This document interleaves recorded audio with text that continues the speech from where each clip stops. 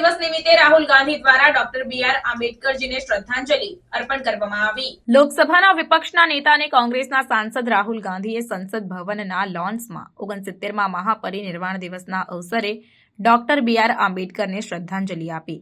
આ દિવસ ડોક્ટર આંબેડકરના નિધનની વર્ષગાંઠને ચિહ્નિત કરે છે, જે ભારતીય બંધારણના મુખ્ય શિલ્પકાર હતા।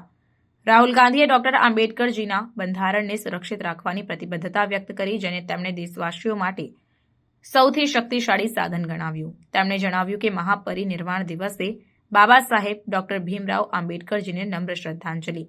બાબા સાહેબનું બંધારણ, જે સામાજિક સમાનતા, ન્યાય અને અધિકારની ભાવનામાં આધારિત છે, તે દેશવાસીઓ માટેનું સૌથી શક્તિશાળી સાધન છે અને હું તેને સુરક્ષિત રાખવા માટે હંમેશા પ્રતિબદ્ધ છું।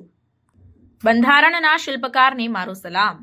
જય ભીમ, જય સંવિધાન, તેમ રાહુલ ગાંધીએ જણાવ્યું હતું। મહાપરિનિર્વાણ દિવસ દર વર્ષે 6 ડિસેમ્બરે ભારત રત્ન ડોક્ટર ભીમરાવ આંબેડકરજીના નિધનની વર્ષગાંઠને ચિહ્નિત કરવા માટે ઉજવવામાં આવે છે।